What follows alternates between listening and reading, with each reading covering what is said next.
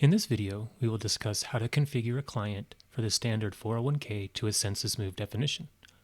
Each client configuration will vary based on their plan specifications and will need to be configured accordingly. First, you will need to adopt the standard 401k to Ascensus moov definition to your account. To do so, click the Moves option on the left-hand side, then click the Add button in the upper right. We'll expand the retirement panel here and locate and select the standard 401k to Ascensus moov definition. A list of steps are shown specific to the standard 401k to Ascensus moov definition.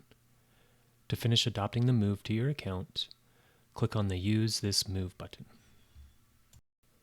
The Ascensus moov definition will send a notification once the delivery to Ascensus is successful.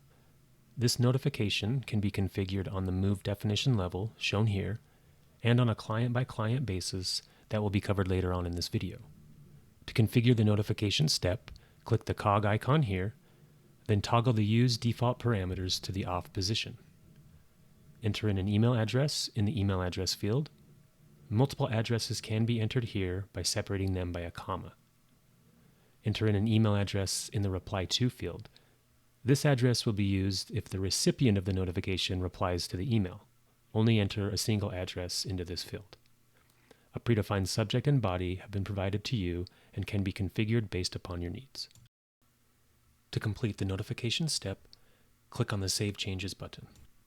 You are now ready to configure the Ascensus moov for your client. Click the Add button in the Move Configurations section on the right, and either select an existing client from the dropdown or click the plus sign to add a new client. We'll add a new client. Enter in the client name, then click the Add button. We'll set the status to active and select their expected payroll frequency. We'll enter a value in the File Name Starts With field. The file uploaded to detamoov for this client must start with this value. And optionally, we'll enter a value in the File Name Contains and click Next. Ascensus requires that the plan ID be included in the header row of the file. If you do not store the plan ID in payroll, then you will need to add an override for the plan ID in the header row.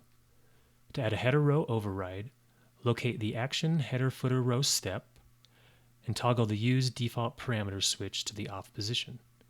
Click the row Index 1 under the Header Rows section to expand the header row. On the Plan ID component, change the row component type to text and enter in the client's plan ID into the text field. Ascensus also requires that the site be included in the header row of the file. On the site component, replace the word site with the client's site value.